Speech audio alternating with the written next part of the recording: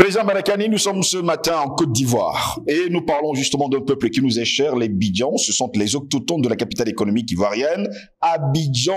Ils sont là depuis des millénaires, mais depuis plusieurs années aujourd'hui, ce peuple est en train de souffrir, il disparaît, ses terres sont vendues. Et d'ailleurs aujourd'hui, le chef qui se retrouve en exil à cause d'Alassane Dramane Ouattara, là-bas aussi, il est traqué comme un animal, poursuivi, sa tête finalement est mise à prix.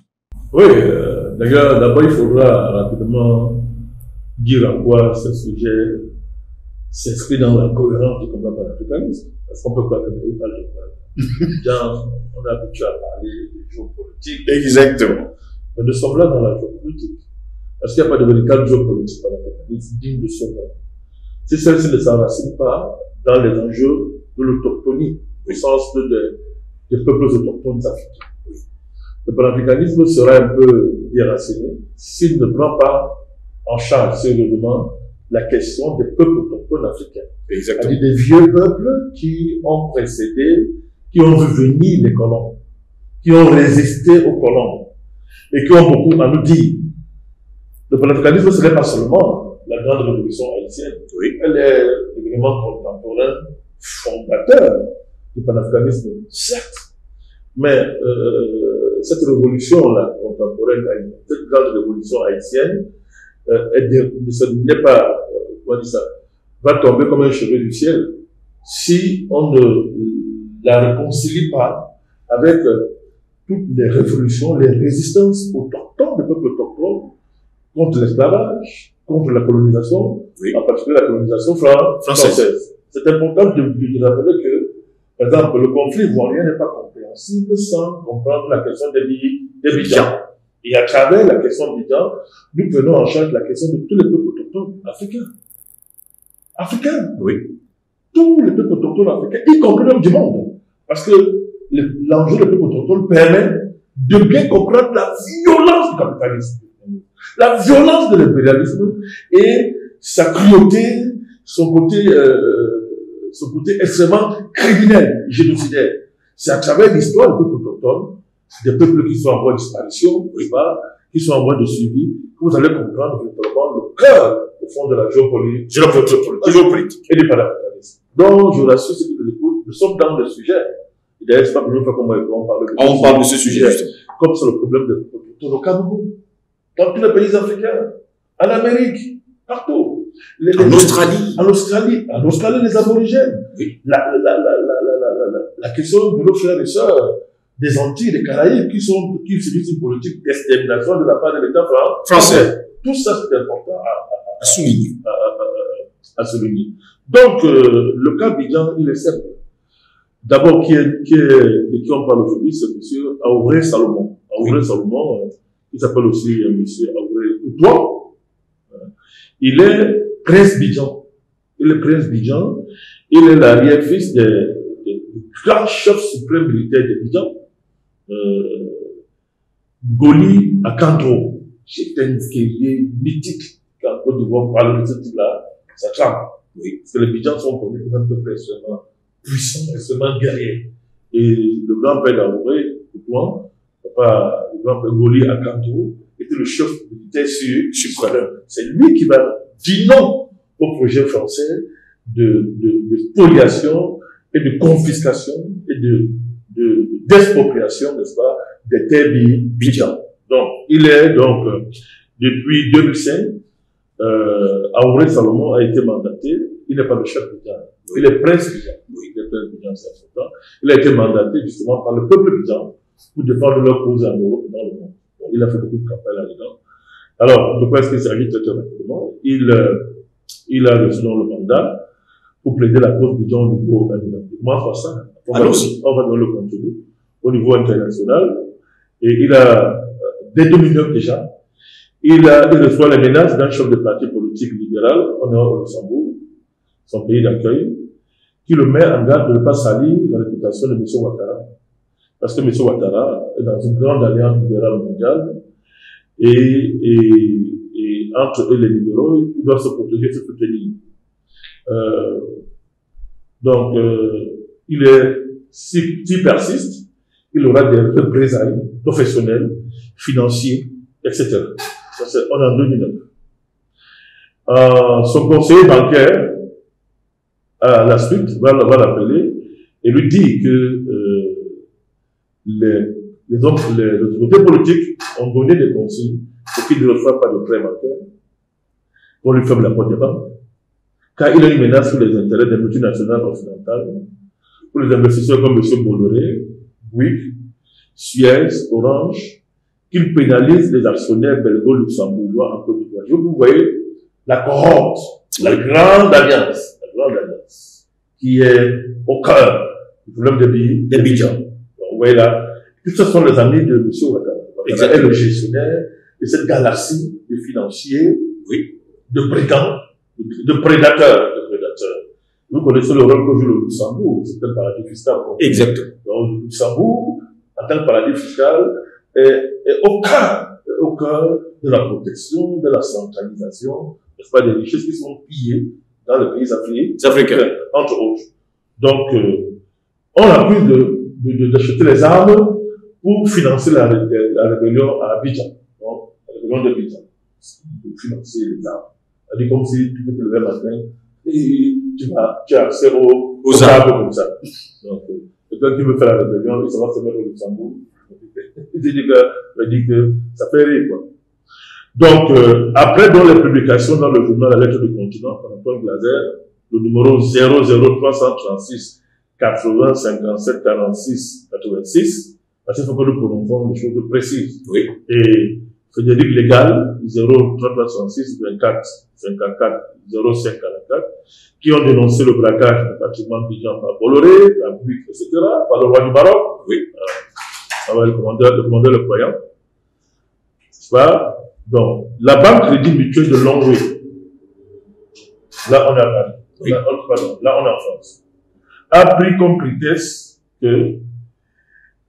Aouré a 2 mois de loyer payé avec l'État. Pour cette raison, on décide d'annuler son prêt bancaire de 140 000 € pour l'achat de son appartement, dont le remboursement mensuel de Slingos était de 750 € par mois.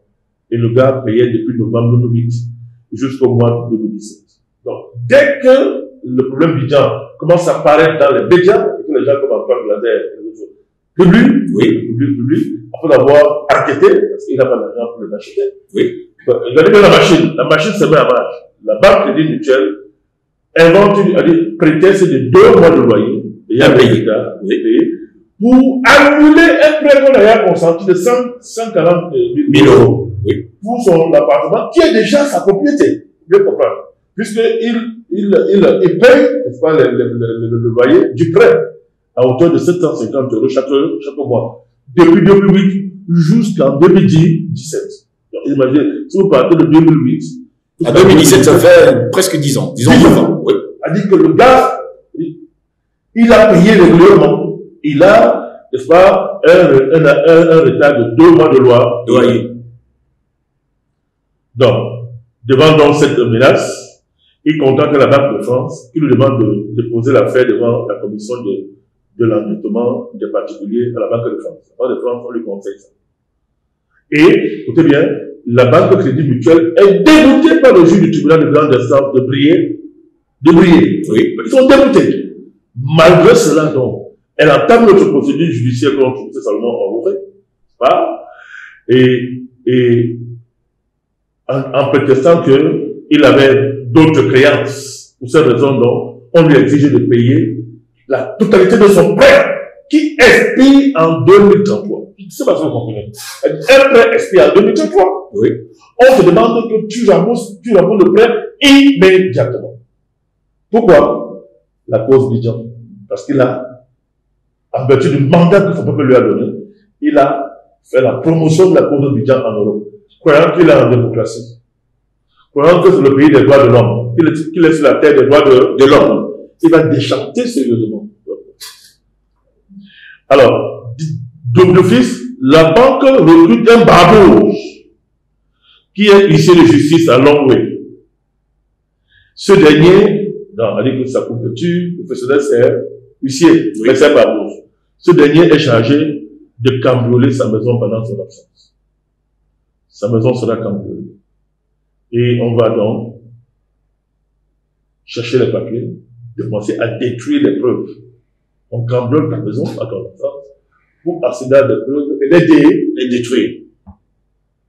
Plusieurs fois, donc, il a porté plainte contre le commissariat de police. L'affaire a toujours été classée par le procureur de la République de Nancy. Toutes les plaintes qu'il dépose sont classées par le procureur de Nancy. L'état de droit, dépendant de la justice, qui est censé protéger tous les citoyens.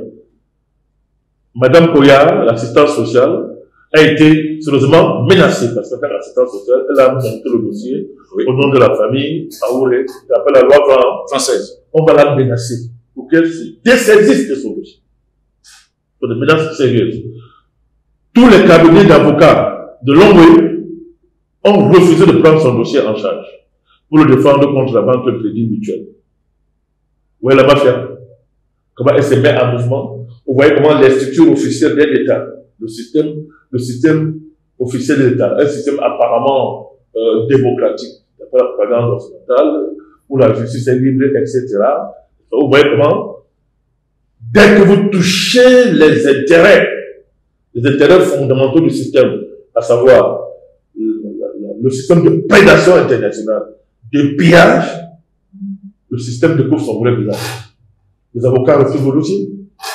Vous allez au tribunal, c'est classé sans suite. L'assistance sociale, qui légalement doit vous assister, est menacée. Et ils arrêtent de collaborer avec vous, mon cher Joseph. Donc, ils ont vendu sa maison à la fin à 85 000 €. On a vendu sa maison. Et la banque de crédit mutuel a eu l'accord de sous-préfet qui a demandé le concours de la police nationale. Et on l'a expulsé, lui et sa famille de Saint-Vincent. C'est comme ça qu'ils sont retrouvés au Luxembourg.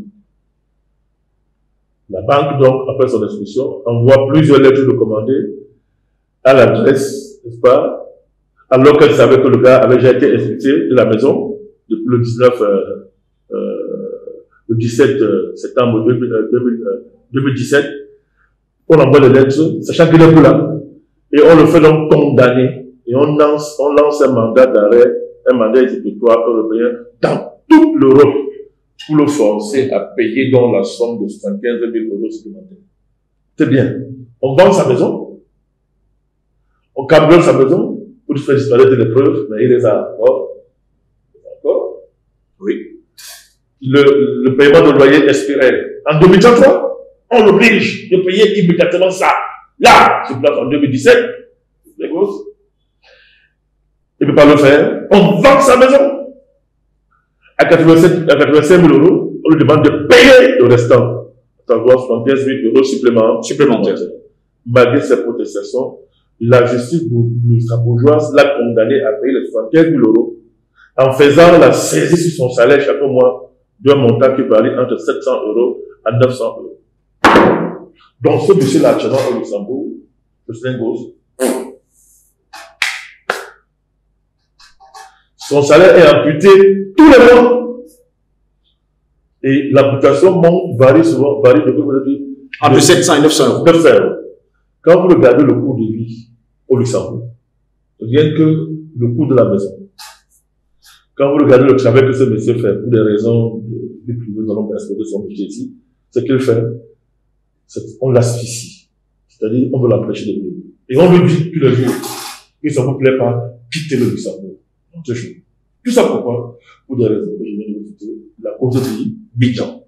Rapidement, nous présentons rapidement cette cause de Bidjan, mon cher Joseph. Parce que les gens, on va résumer ça à des termes, pour que tout le monde puisse comprendre. Tout le monde puisse comprendre rapidement de quoi est-ce qu'il est question. L'homme n'est rien sans son bord, que les gens nous excusent. Alors, voici ce que les Bidjans disent de leur situation. On va résumer. Depuis 1993, nous avons été spoliés de la totalité de notre patrimoine foncier à Abidjan, en Côte d'Ivoire. Nous n'avons plus de terre pour faire des cultures immobilières. Nous n'avons plus d'eau, lagunes, lacs, mer pour pêcher. Nos anciens n'ont pas accès aux soins médicaux. Nos mères ont moins d'1 € par jour pour nourrir leurs enfants. Nos jeunes gens manquent d'éducation et de formation. Et nous mangeons une seule fois par jour, malgré les richesses naturelles de notre sol. C'est pourquoi nous mourons de maladie, de soif et de faim. L'État ivoirien nous traite de citoyens de seconde catégorie.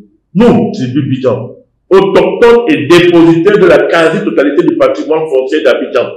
Je répète, oui. Nous, tribu Bidjan, autochtones et dépositaires de la quasi-totalité du patrimoine foncier d'Abidjan, capitale économique de Côte d'Ivoire. Nous sommes donc réduits à être exterminés par les politiques de l'État ivoirien. On nous dénie notre droit inaliénable à vivre comme les êtres humains sur notre terre ancestrale. On nous étouffe politiquement, économiquement et socialement. Les Bidjans sont devenus une tribu sans terre, sans eau et sans aucune perspective d'avenir. Étrangers sur notre propre terre, parqués dans les villages bidonvilles, comparés à des réserves indiennes. C'est là où je vais arriver. Le patrimoine foncier des Bidjans rapporte plus de 1500 milliards de francs CFA à M. Bolloré, à M. Bouy, à l'État de Côte d'Ivoire. Mais la tribu ne reçoit aucun franc CFA de l'État ivoirien. Quand les Français arrivent de Flingos, je crois en 1845, dans cette région-là qu'aujourd'hui on appelle le Port-Bouette, ils trouvent qui? Le peuple Bidjan. Parce que quand on parle de le peuple autochtone, il faut qu'on donne des références, oui, qui sont incontestables.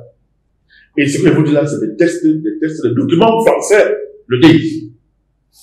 Lorsqu'ils arrivent, ils trouvent ce peuple-là, vous connaissez leur politique, ils devaient sous mieux régner, ils découvrent que c'est une région extrêmement stratégique au bord de mer.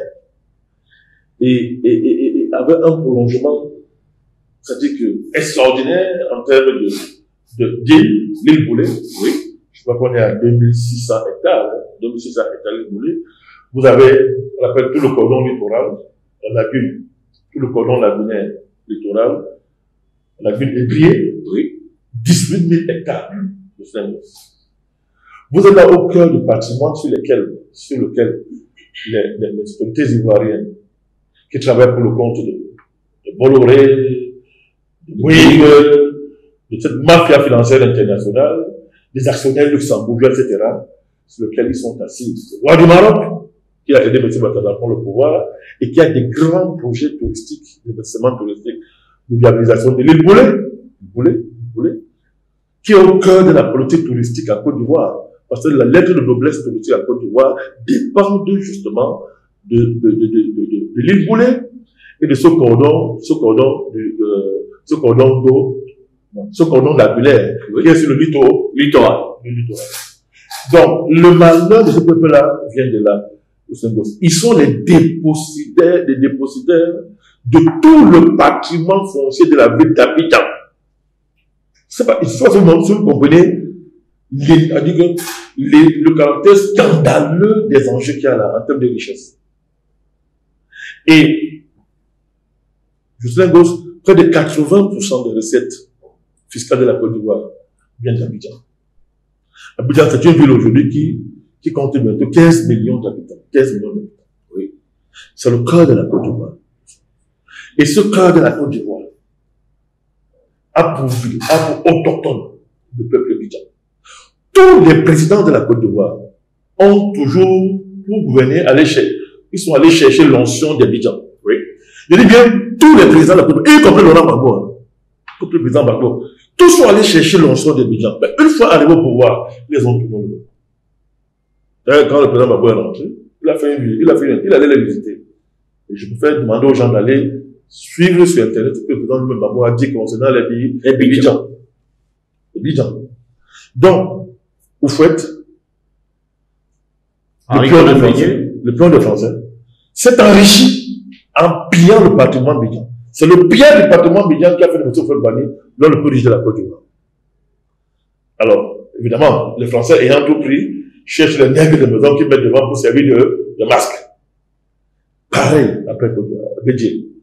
Le président Gbagbo n'a pas pu régler le problème. Au contraire, il a même voulu à un moment donné même valoriser justement les sites là, les sites lagunaires, l'île Boulay, oui, le cordon du littoral, lagunaire. Il a voulu valoriser ça en raccordant même ça à Yopougon. C'est-à-dire que, quand vous voyez, il a voulu raccorder ça à Yopougon, le village de Yopougon, qui à l'époque était l'un de ses bastions politiques. Mais les Yopougon, connaissant très bien les Bidjans, ont préféré ne pas jouer ce jeu. Le président va reculer parce que les Bidjans, c'est près de 50 000 à 500 000.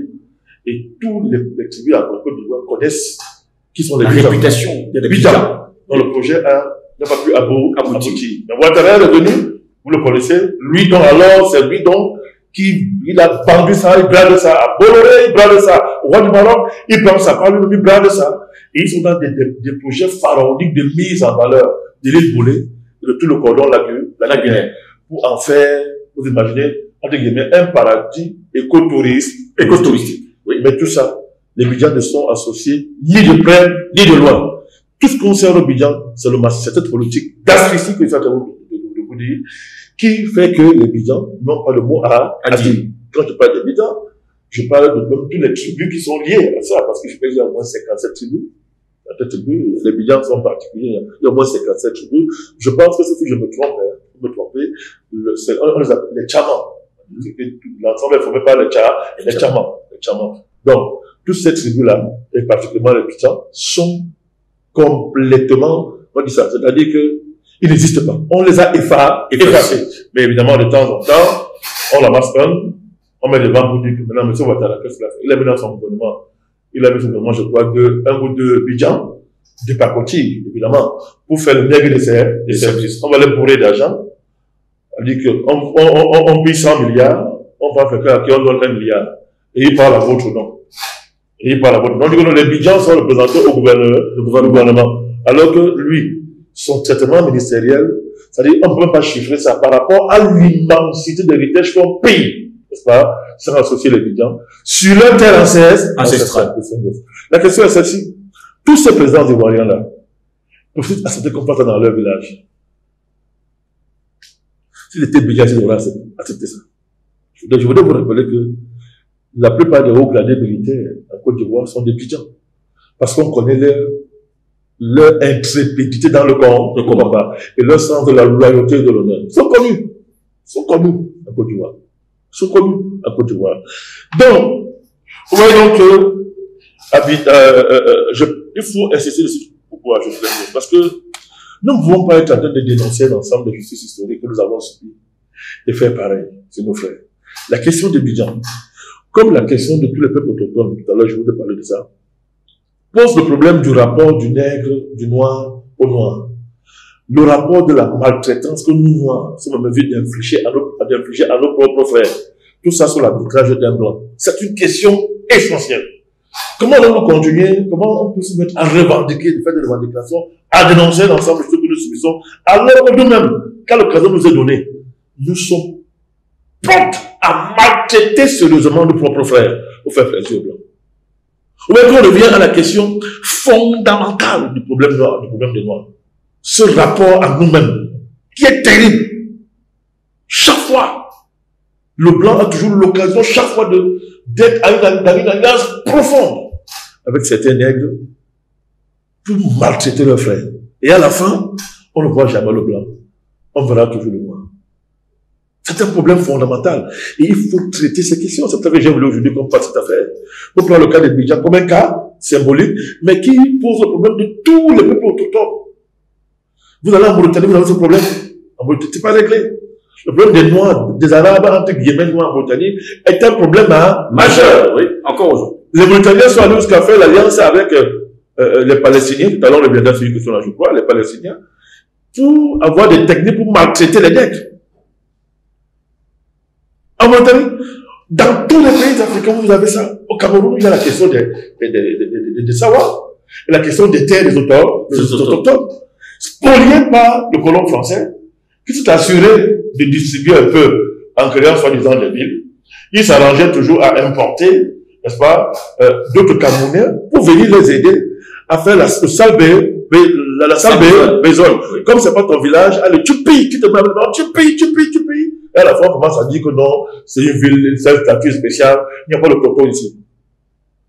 Ce sont des problèmes. Et le blanc joue là-dessus souvent pour nous désunir, pour nous diviser. Et apparaître toujours comme le dernier, le recours le recours qui vient de régler le problème. C'est pratiquement dans tous les pays africains. Après, vous dites que le sujet d'Abidjan est fondamentalement panafricaniste. C'est-à-dire que comment peut expliquer Jocelyn Goss que l'essentiel de la richesse d'un pays vient d'une partie du territoire. Mais les originaires de cette partie du territoire n'ont accès à aucun franc dans le partage de richesses concernant leur... qui pourtant est généré par leur bâtiment foncier. Vous avez un peuple de pêcheurs historiquement, un peuple de grands cultivateurs vivriers. Mais aujourd'hui, toutes les plantations, par exemple, ici, je vois le cacao, EVA, palmier à huile, cocotier, etc., ont remplacé toute la culture vivrière des Bidjan. Je dis toute la culture vivrière. Ils étaient des pêcheurs. Pratiquement, il n'existe plus. La ville, l'extension d'Abidjan et l'urbanisation a éteint leur mode de vie. Vous voyez, vous dire qu'ils ne sont plus rien. Vous voyez? Maintenant, on les offre quoi? Rien. Et dans les bonnes fonctions, vous les voyez pas dedans. Y compris les sociétés d'État qui sont sur leur patrimoine foncier, sur leur terre. Rien. Ne n'occupent pas de fonctions, rien. Pas de bourse pour les enfants Abidjan, etc. Ils deviennent quoi? Mais c'est de l'apartheid, c'est de l'apartheid. Le comportement des États néocoloniaux face aux populations autochtones relève de l'apartheid, Jocelyn Goss. Or, nous avons combattu l'apartheid de toute notre force et c'était normal. Mais qu'est-ce qui se passe? Qu'une fois qu'on a fini avec l'apartheid blanc-noir, entre nous, on n'arrive pas à régler ce genre de problème. C'est un problème, c'est profond, Jocelyn. C'est profond. On n'arrive pas à régler ce genre de problème. Et ça, comment expliquer qu'aujourd'hui, c'est pour ça qu'il faut une comparaison, un parallèle avec les Indiens. Ce n'est pas, ils n'exagèrent pas. Parce que moi et vous, nous dénonçons le génocide des Indiens, tous les jours. Qu'est-ce qui se passe là? C'était quoi le Far West? Les Européens sont arrivés dans un endroit qui ne leur appartient pas. Ils se sont mis à chasser. L'Indien a été réduit à un gibier de chasse. C'est le Far West. Et la chasse à l'Indien pour arracher les terres. Ce sont ces terres-là qui ont fait de l'Amérique ce que l'Amérique est aujourd'hui, en plus du travail de nos frères noirs.